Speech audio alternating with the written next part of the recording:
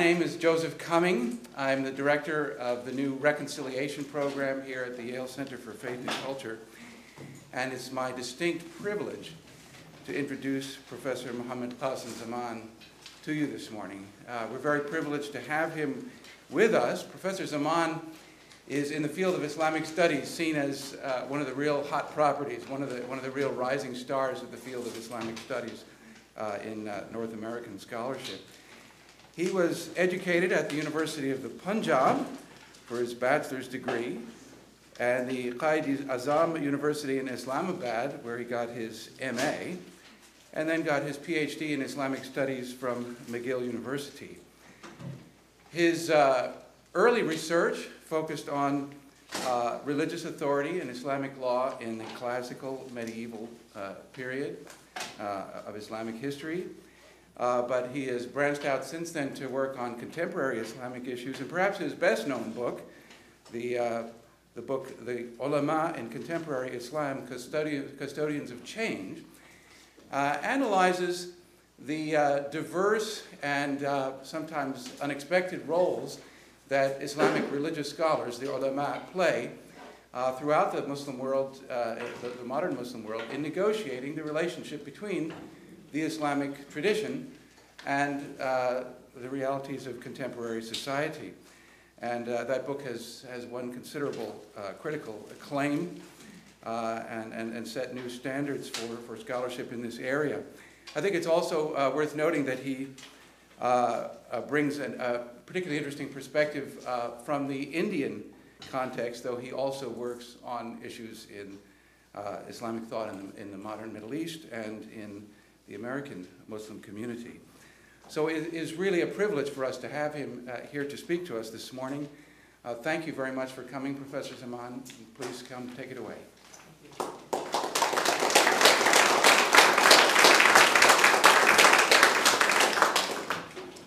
Thank you very much. I would like to thank the organizers of this superb conference for inviting me and for giving me the opportunity to share some thoughts with you on matters of quite considerable interest in the world of Islam, but also for all of us. Questions about whether Islam and democracy are compatible, or precisely why they should be thought to be incompatible. Why have many Muslim societies been so inhospitable to democratic institutions? Whether a distinction ought to be made between Muslim politics and the teachings of the Islamic foundational texts, which means the Quran and the traditions attributed to the Prophet Muhammad, the foundational texts that may have some bearing on democratic norms, and if so, how might such a distinction between Muslim politics and the teachings of the Islamic foundational texts might be defended, are among some of the issues much discussed among scholars of Islam, policy analysts, members of the journalistic community, and numerous other observers. Each of these questions has received quite varied answers, which, for all their differences, are often of quite considerable interest. My concern here, however, is not with trying to decide whether Islam and democracy might be compatible or incompatible, or even with what sorts of intellectual resources might be found within the Islamic juristic and exegetical tradition to allow for a rethinking of Islamic norms towards fostering a stronger concord between them and democratic practices, although I will comment on this latter matter in due course. My concern, rather, is to provide some illustrations of how modern Muslim scholars have in fact argued about matters pertaining to pluralism, secularism, and democracy, and how the varied positions they have adopted and the ambiguities attending upon each of these positions might illuminate ways of understanding these debates, as well as the larger questions of religious authority that they raise. I take these illustrations from three separate contexts, and there could be other contexts as well, and numerous other illustrations, but I'll confine myself to three, from three separate contexts. From late colonial India, that is India in the first half of the 20th century, the contemporary Arab Middle East, and certain contemporary Muslim discourses in the United States. So first to the first set of illustrations. In the aftermath of the mutiny of 1857, when many Indians, both Hindu and Muslim, had tried to bring an end to the British presence in India, some Muslim leaders came to argue that the best way for Muslims to attend to their interests was by learning English and educating their children in westernized institutions of learning. Many among the traditionally educated Muslim religious scholars, the ulama, and this is a term that I'll be using fairly frequently in this paper, the traditionally educated Muslim religious scholars, the ulama, many among them, for their part, imputed Muslim political decline to a neglect of their religion and argued that Muslims ought to attend afresh to a proper understanding and a reinvigoration of Islamic norms. Towards this end, and among many other initiatives, a madrasa, which is, in its basic meaning, an institution of higher Islamic learning, a madrasa was founded in a small North Indian town named Deoband in 1867. Modeled on the example of the schools being established by the British colonial regime in India, but devoted to the study of the Islamic foundational texts and the norms of the school of law dominant in India, which is the Hanafi school of Sunni law, this madrasa was to educate Muslims in their religion and to help them lead good Muslim lives in otherwise adverse political circumstances. This meant, among other things, distinguishing themselves not only from non-Muslims, but also, and especially, from other inadequate ways of being Muslim. Increasing numbers of other madrasas gradually came to be established throughout the Indian subcontinent and eventually outside the Indian subcontinent with a similar reformist orientation. They've had only tenuous ties, or none at all, with the parent madrasa at Deoband, though all of them are typically known as Deobandi, with reference to the sectarian orientation they all share. And there are quite a few of these madrasas in contemporary South Asia. There were about 10,000 of these in Pakistan alone by 2002, of which about 7,000 belonged to this Deobandi orientation that I've spoken about. And there were about as many, at least, and there are about as many, at least, in contemporary India.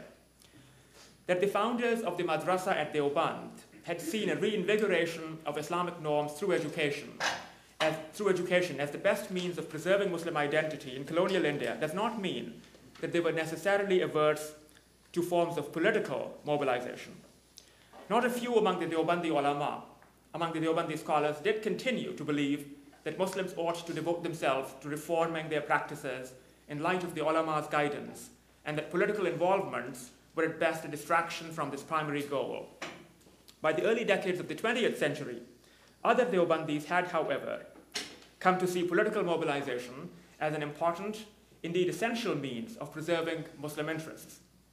The constitutional and political structures put in place by the colonial regime encouraged various forms of political mobilization, and by the early 20th century, there were diverse religious and political organizations, Hindu, Muslim, and avowedly secular, that were active in the colonial public sphere.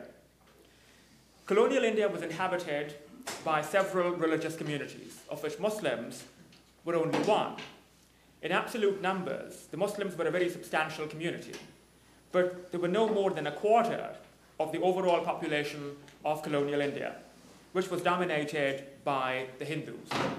Precisely what were the implications of the fact that India was inhabited by diverse communities was among the most contentious questions under colonial rule. In the evolving political system the British had put in place in India by the early 20th century, there were periodic elections to the local, provincial, and central assemblies, and Muslims were allowed a quota of seats which only Muslim candidates could contest in a system that was called a system of separate electorates. Critics of this system of separate electorates saw it as a cynical colonial device to divide the people of India into hostile religious communities. Many Muslims, by no means all, but many Muslims on the other hand, saw it as a necessary guarantee against being utterly subsumed by an overwhelming Hindu majority. The most vociferous opponent of the system of separate electorates and colonial India's largest and most influential political party was the Indian National Congress. The political platform of the Congress was resolutely secular. It claimed to represent the people of India as a whole, irrespective of their religious differences, and insisted that such differences had in fact nothing to do with their political interests. The Congress also had Muslim figures, including major figures from the madrasa at Deoband itself. Indeed, the question of how best to safeguard the political interests of the Muslims had led to fissures not only within the Muslim community at large, but also among the ulama associated with the madrasa of Deoband itself. Those among the Deobandi ulama who in late colonial India were supporting the Congress platform did not deny that the Muslims were in fact a distinct community, best articulated by a person named Hussain Ahmad Madani, who died in 1957, who was long the principal of the Deoband madrasa. The argument of these Muslims supporting the Congress their argument rested on a distinction between what they saw as a religious community and a nation, a distinction between a religious community and a nation. Muslims throughout the world constituted a single community, an ummah, a community that could not legitimately be carved into separate Muslim nations. This was the argument. Conversely, Muslims living in particular regions, in this instance South Asia, could be part of a composite nation with other religious communities in that region. That is, nations were thought to be based on ethnicity, language, and territory, whereas communities were defined by ties of faith. The Muslims of India, therefore, formed an Indian nation together with Hindus, even as they remained part of an indivisible global community, an indivisible global ummah. They were obligated not only to struggle jointly with the Hindus to rid India of colonial rule, but also to oppose demands for a separate Muslim homeland for the Muslims of India. For such demands threatened to divide the universal Muslim community. This is the essence of their argument. The position of Madani had important ambiguities, as I'll observe in a few minutes. It was nonetheless a position that was comfortable with the secular political arrangement. And Madani believed that this position was not simply a necessary evil which Muslims had to tolerate for want of a better alternative. As he understood it, the Quran itself spoke on several occasions of a people or of a nation as comprising both believers, that is Muslims, and non-Muslims. And with the necessary guarantees for the preservation of the community's culture, there was nothing at all that he saw as deplorable in such an arrangement. A slightly older contemporary of Madani went much further than him. This was a person named Ubaidullah Sindhi, who died in 1943, who was also a product of the Deoband madrasa, but a very unusual one. Sindhi was born into a Sikh family in the Punjab, in northwest India, had converted to Islam as a youth, and then spent a number of years studying at the madrasa of Deoband. Early in the 20th century, Sindhi had become involved in what proved to be an abortive effort to dislodge British rule in India. This led to a quarter century of exile, which he spent in Afghanistan, Kemalist Turkey, Communist Russia, and finally in Arabia, returning to India in 1938. Like Madani, Sindhi was closely associated with the Indian National Congress. He believed that with its secular platform, the Congress was the only organization, the only Indian organization, capable of uniting the diverse peoples of India. And he saw no tension between Islam, as he understood it, and the sort of secularism that he visualized for India. Indeed, he argued that members of different religious communities could be persuaded to come together in promoting what he called shared human interests in terms of the teachings of their own scriptures. Hindus, Christians, and Muslims, he believed, could all stand and collaborate on this common ground, but do so in terms of their own religious justifications. The central idea he invokes here is that of the so-called unity of being, or Wahdat al-Wujud, whose most famous exponent was the 13th century Spanish Sufi mystic, Ibn al-Arabi, who died in 1240. This is a controversial mystical doctrine that sees God as the only reality, one that, though ultimately transcendent, also continually manifests itself in all creation. While critics of this doctrine of the unity of being have long derided it for its pantheistic connotations. Sindhi took unity of being to mean that adherents of different faiths believed in different manifestations of what is ultimately the same reality, and as such, that they could agree on moral norms rooted in a perception of that reality, even as they arrived at them in terms of their own traditions, an overlapping consensus of sorts. Sindhi and Madani concurred in their endorsement of secularism and democracy, though their political thought revealed important differences, of which the most significant had to do with how they viewed the Muslims of India in relation to the greater Muslim world. This I take to be one of the more important differences, the way in which each of them thought about the position and the identity of the Muslims of India in relation to Muslims of the greater Islamic world.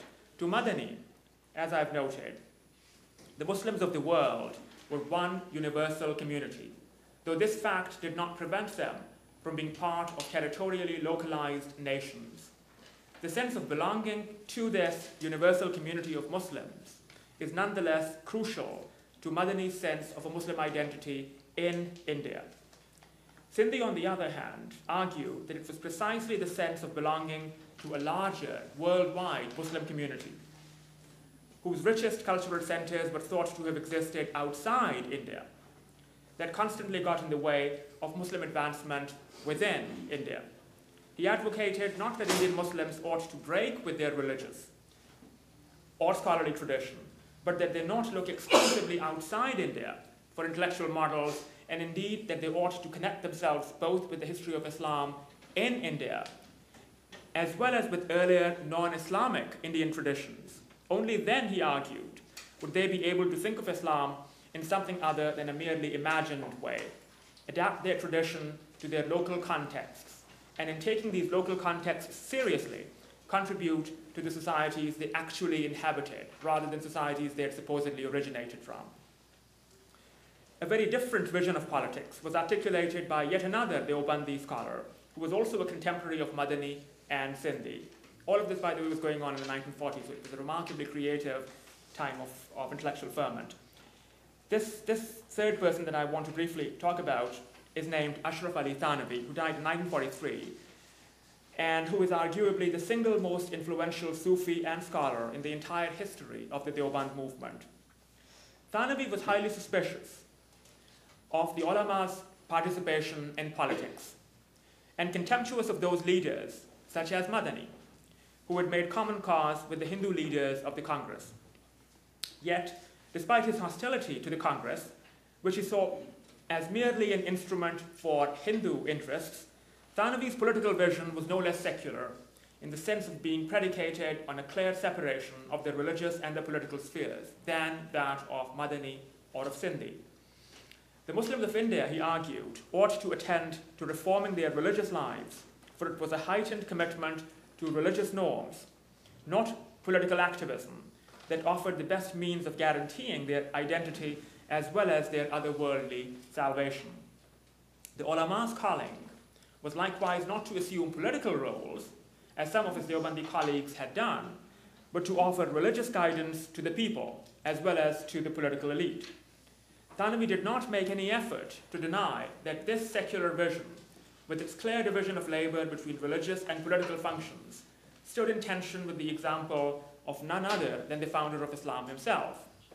But he refused to accept that despite the Prophet Muhammad's political career, a conjoining of the religious and the political was necessarily the Islamic and especially the Quranic norm. Remarkably, the example he had used was not from anything in the history of Islam, but the example that he had used was that of the biblical prophet Samuel, to whom the Quran alludes in telling the story of Saul, the king of Israel, who had led his followers to victory against Goliath. This is an allusion that occurs, by the way, in chapter 2 of the Quran.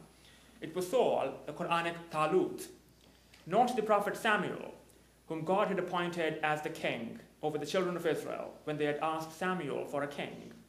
Like Samuel, the prophets who had preached to the children of Israel were often not political leaders, he argued, and in any case, even a single instance, and here was his instance, even a single instance sufficed, Thanvi insisted, to show that a prophet, and by extension the ulama, but not required to assume a political role, or that God necessarily wanted to see religious and political functions joined together. The three visions briefly examined here are, I think, remarkable for showing how Muslim religious scholars have sought to adapt their discourses to their times, while yet anchoring them in the scholarly tradition as each of them, separately, has understood it. Each of these visions is at home, I think, in a broadly secular arrangement. Thanavi's view is resolutely secular in its insistence on the separation of religious and political authority, and in arguing that Muslims can live as good Muslims, and indeed as good citizens, even under non-Muslim rule. Madani sees no contradiction between commitment to Islam and to an Indian nationhood, and Sindhi goes so far as to argue that Muslims ought to reorient themselves towards India and the Indian Islamic tradition in order to be better Indian citizens.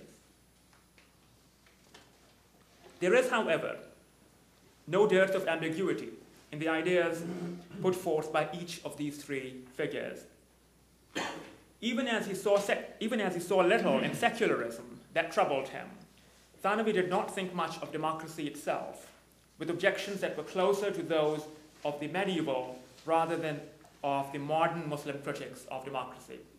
He did not object to it on the grounds that the sovereignty of the people would challenge the sovereignty of God, which is a common refrain in modern and contemporary Muslim critiques of democracy.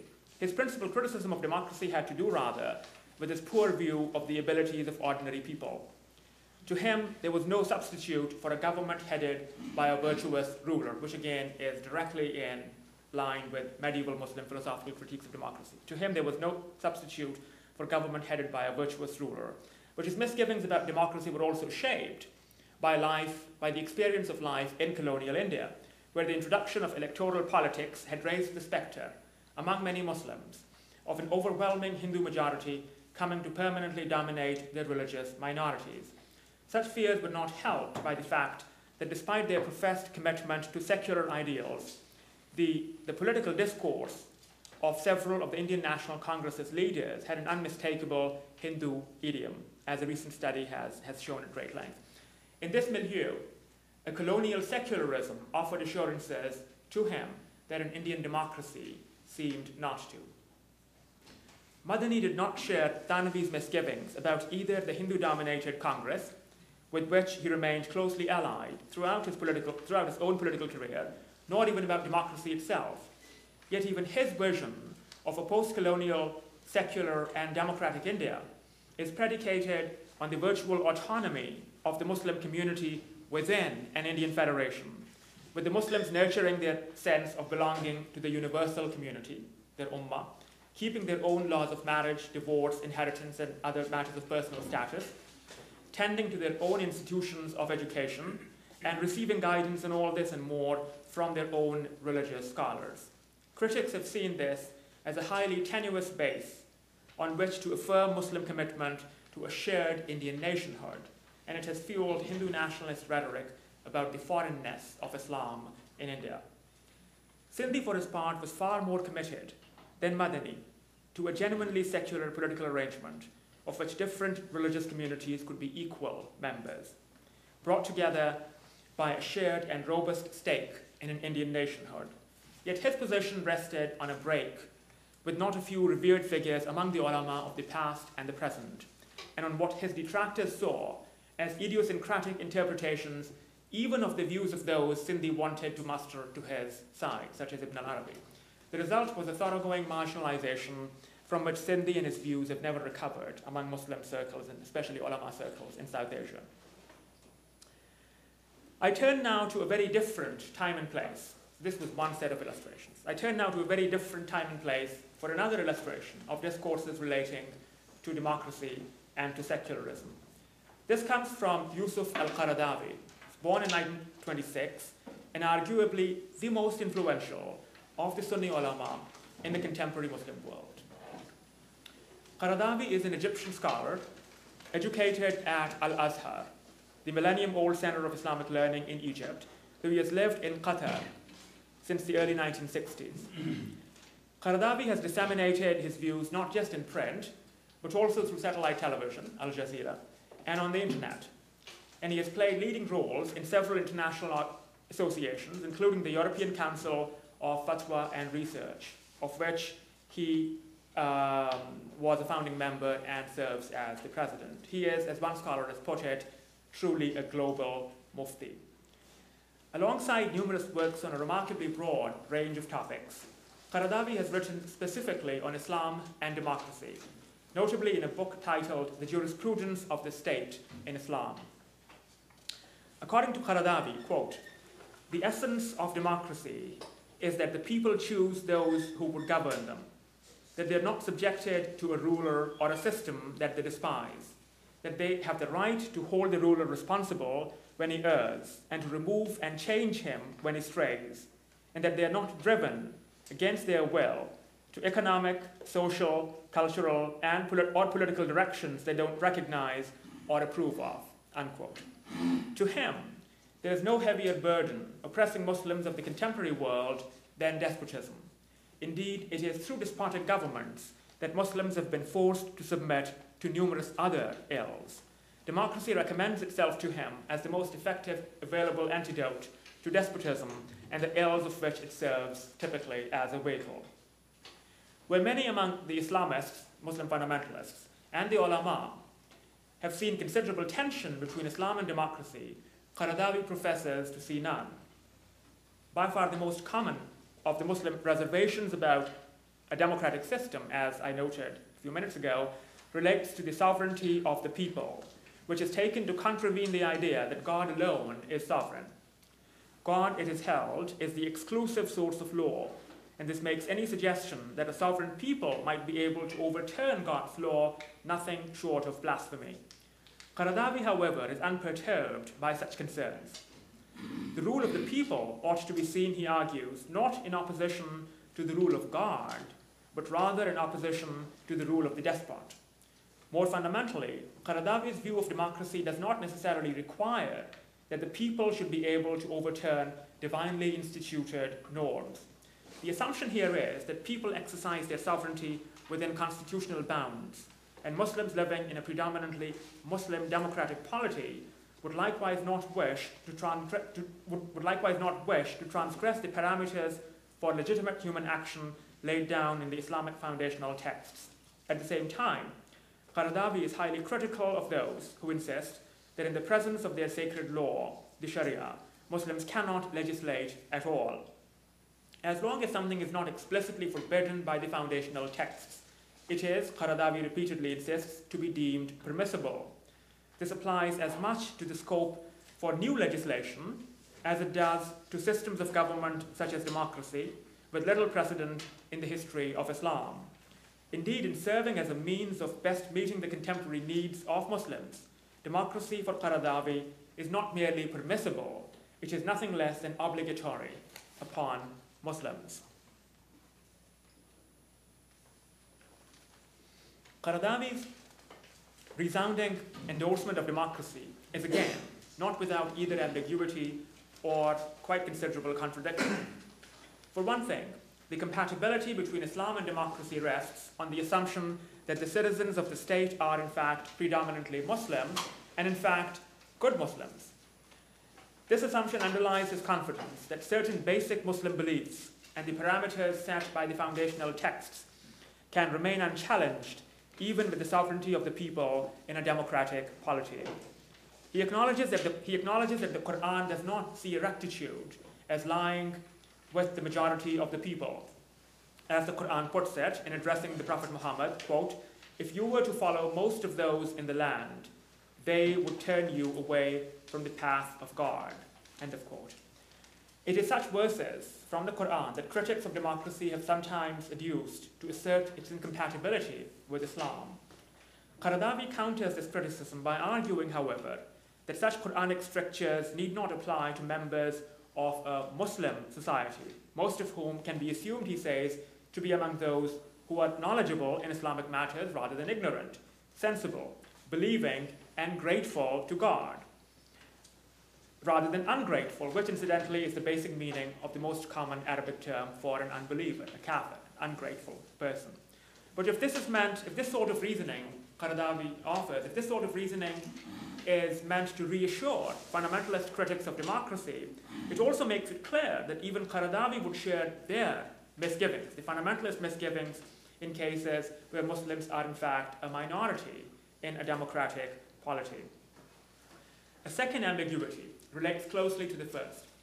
Against those who would confine women to the household, Qaradawi insists that women ought to take part in political processes, to vote, and to contest elections. Islam, properly understood, doesn't prevent women from participating in public and political affairs, he says. Yet, he does not believe that a woman ought to serve as the head of the government. It is at this point that his exchange with his interlocutors is telling.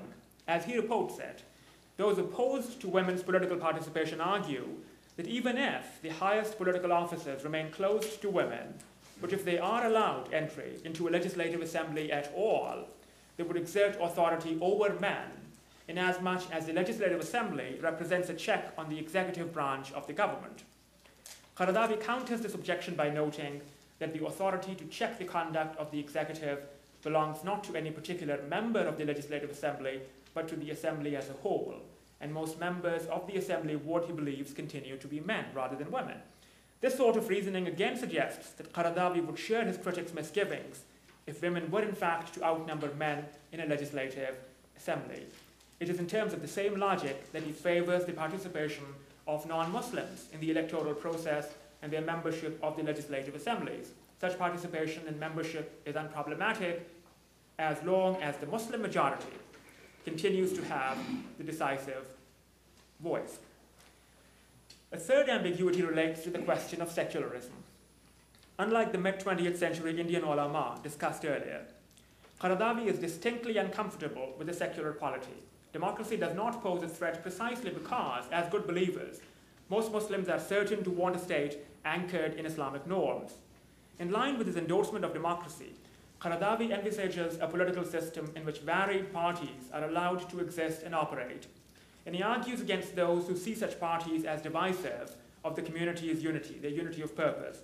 But he sees these parties as analogous to the medieval schools of Islamic law, whose diversity he celebrates as a mark of Muslim pluralism. But this again would seem to suggest that just as the schools of Islamic law were engaged in their different ways in the effort to arrive at the best understanding of God's law, the political parties active in an Islamic democratic polity are all agreed on their fundamental commitment to the implementation of Islamic norms. Such a view leaves little room for parties committed to secular principles, however, and Qaradawi makes little effort to deny that. But what of Muslims living in Western societies?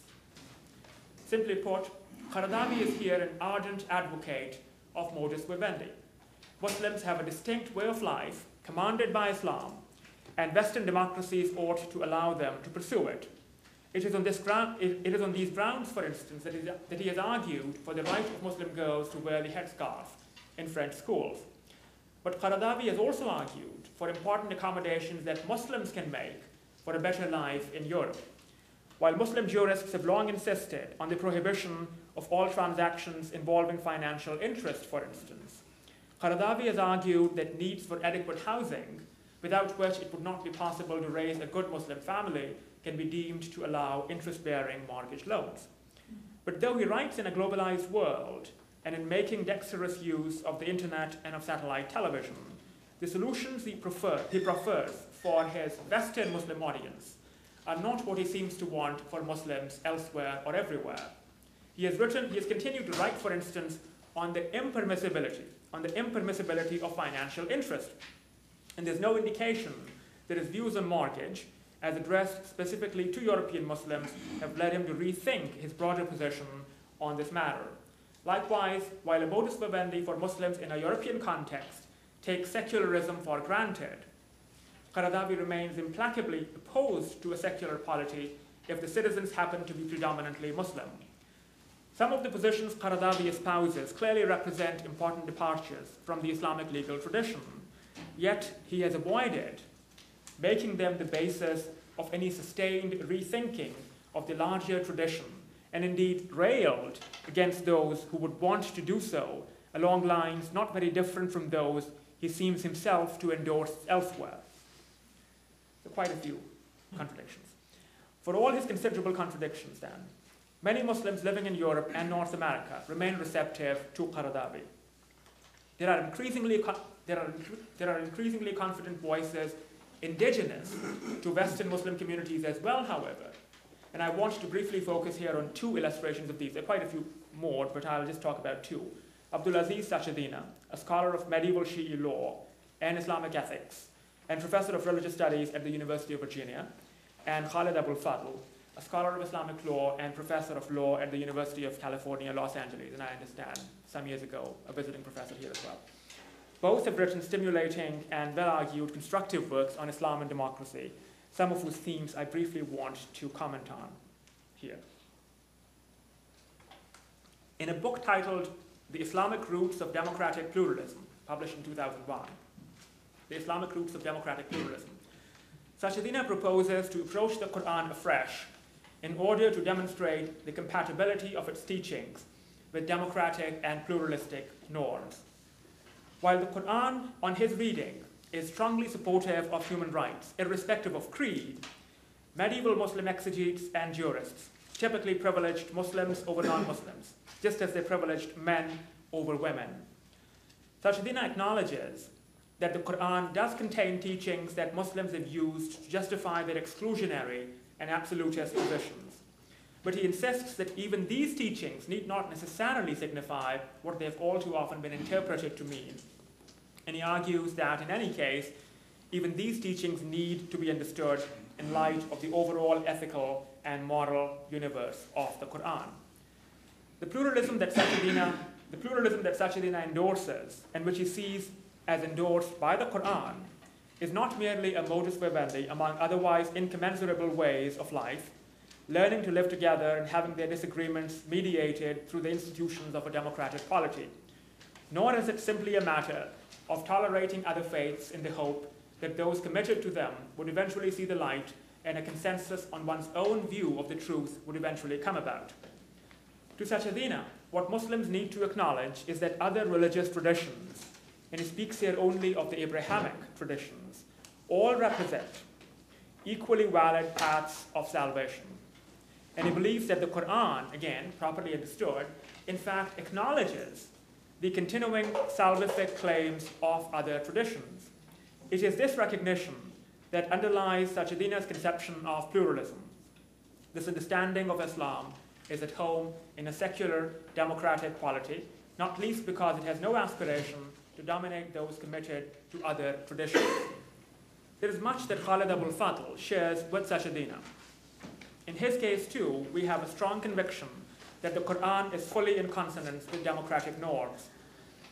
The Quranic emphasis on justice is best realized in a democratic political system, Abul Fadl argues, one that recognizes the dignity of all human beings. The Quran recognizes and indeed celebrates diversity among human beings, and this too suggests, Abul Fadl argues, Islam's and the Quran's endorsement of democratic norms. And like Sachedina, Abul Fadl spurns any notion of the implementation of Islamic law by the state. Abul Fadl has a rather more ambivalent relationship with the Islamic scholarly tradition than does Sachedina, however. For Sachedina, this tradition has largely done great disservice to the pluralistic teachings of the Quran. So there's a very radical sort of a distinction between the Islamic scholarly tradition, the exegetical, the juristic tradition, and the foundational texts themselves, primarily the Quran. For Sachedina, this tradition, the scholarly tradition, has largely done great disservice to the pluralistic teachings of the Quran. And the challenge is to rescue these teachings from the Quran from the layers of exegetical distortion that have come to be placed on them. Abul Fadl, for his part, sees the pre-modern juridical tradition as a rich repertoire of methods, positions, and debates, which might be directly relevant to constructive efforts towards enhancing Islam's compatibility with democratic norms. As he sees it, as Abul Fadl sees it, there is little in modern Islam to compare with this rich and multifaceted juristic tradition. With the changes in the educational systems and other political and social transformations, ulama and jurists of the earlier sorts have virtually disappeared, he says, which has meant not only that there is little check on the authoritarianism of the ruling elite, but also that Muslim Puritans, as he puts it, inspired by the most stringent and illiberal interpretations of the foundational texts, have increasingly come to fill the space vacated by the traditionally trained earlier jurists. Resisting these puritanical constructions, and these are his words, Puritans versus moderates, resisting these puritanical constructions are these moderates, who are inspired precisely by the ideals of justice, mercy, and beauty that Abul Fadl sees as so richly inscribed in the Quran, and that he wants to make the basis of a new Islamic interpretation. Yet even as he describes the struggle between the Puritans and the moderates in contemporary Islam, and indeed characterizes both orientations, the Puritan and the moderate, as emerging in conditions of modernity, Abul Fadl often also writes in a way as to suggest that the puritanical tendency in particular has deep roots in the history of Islam.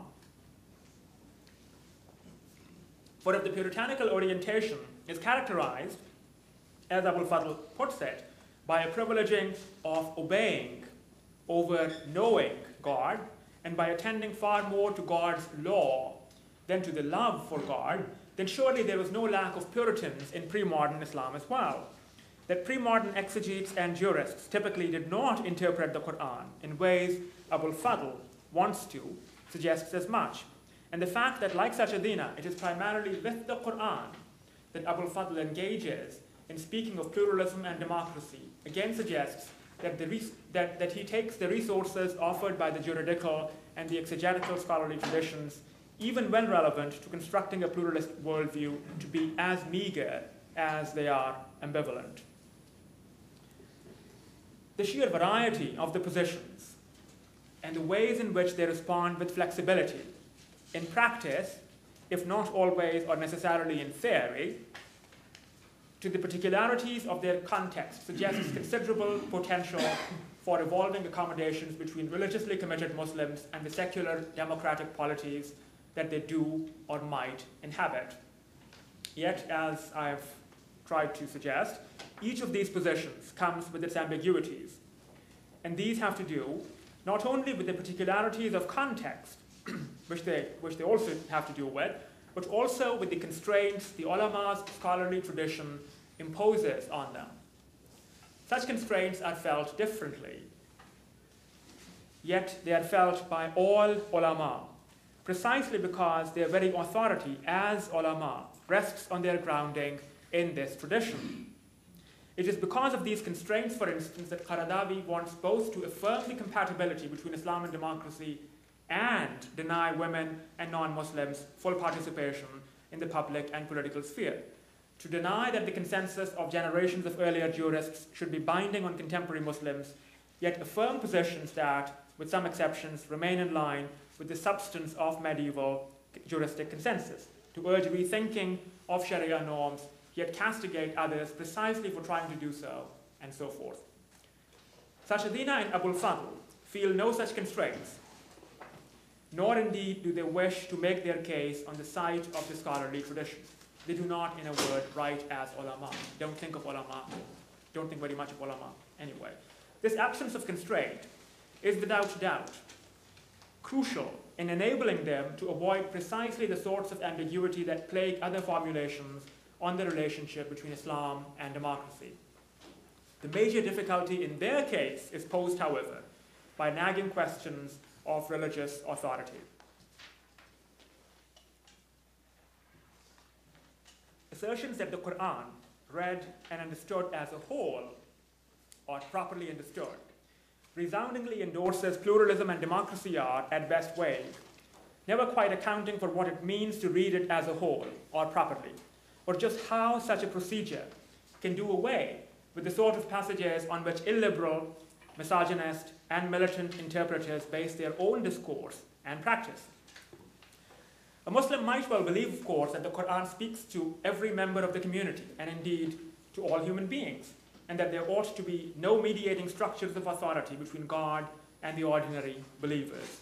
There's no doubt that many Muslims do in fact hold these views, and people who are often characterized as liberal Muslims or modernist Muslims, and people like Abul Fadl and Sachadina and numerous others, in fact, do hold these views.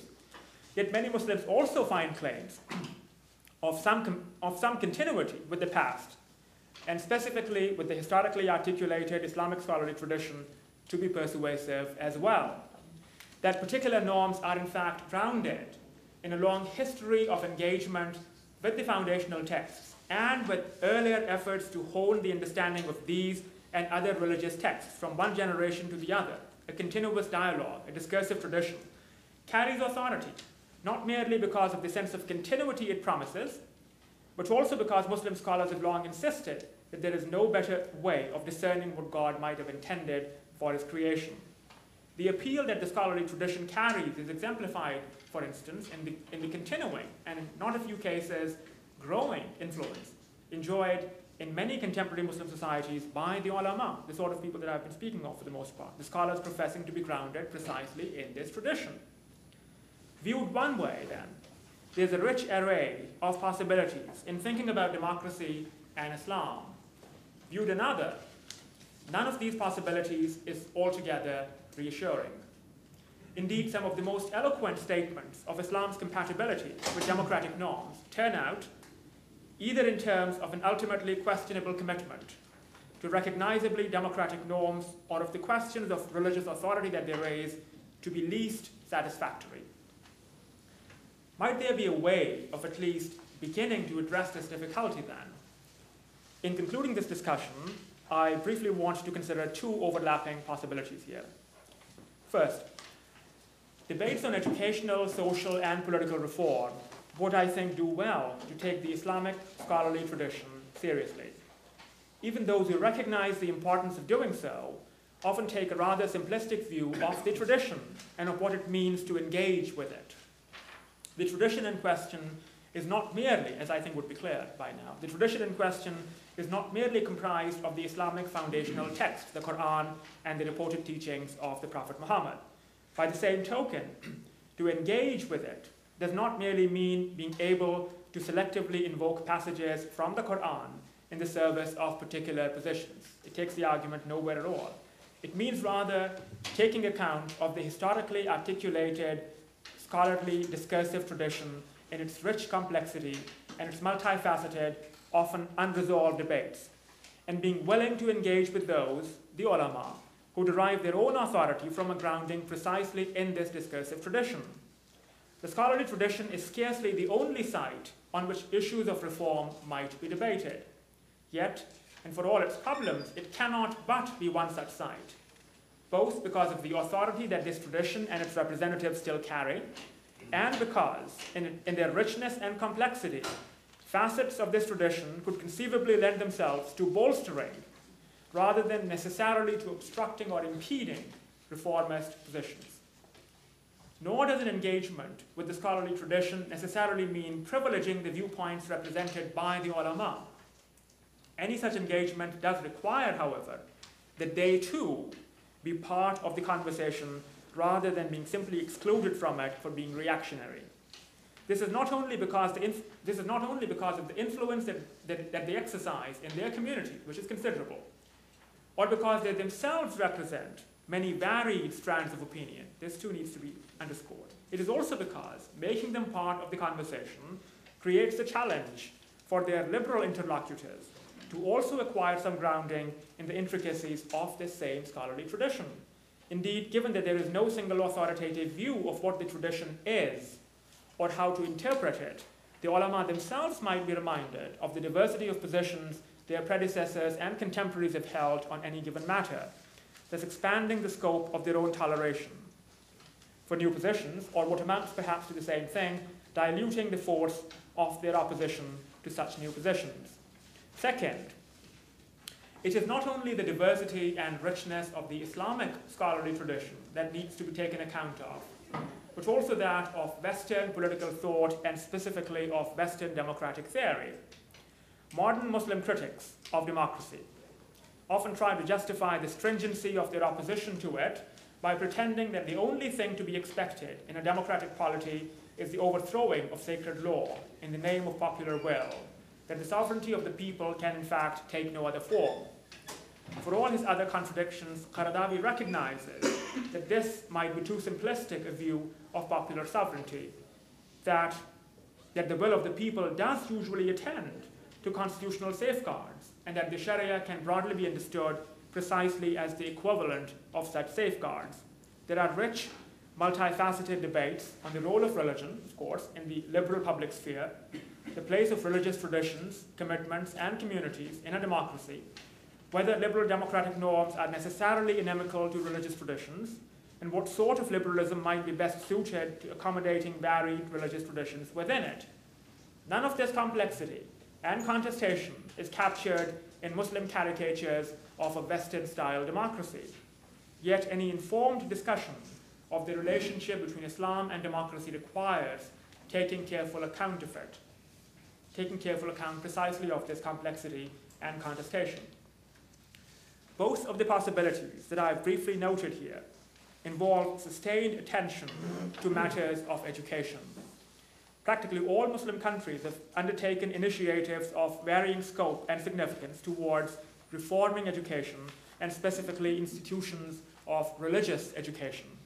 All too often, however, it is scientific and technological learning that the modernizing governing elite have seen as the panacea for all ills afflicting these societies. When it comes to the reform of institutions specifically of religious education, that is of madrasas and other centers of Islamic learning, the assumption again has been that juxtaposing Western languages, computer skills, and the positive sciences alongside the traditional Islamic disciplines would bring the ulama out of their medievalism and inculcate all the right attitudes and practices. Needless to say, and I have nothing against these forms of education, of course, needless to say, it is a more imaginative view of educational reform that seems called for, one that takes the Islamic tradition seriously, in the sense in which I suggested a moment ago, even as it helps introduce some sense of the richness and complexity, the nuances of Western political thought and practice. Such education may offer better prospects for Muslims in general, as well as for their religious scholars, both in Muslim and Western societies, for sophisticated approaches to Islam, as well as to democracy, than do sweeping assertions about their compatibility or their incompatibility. Thank you.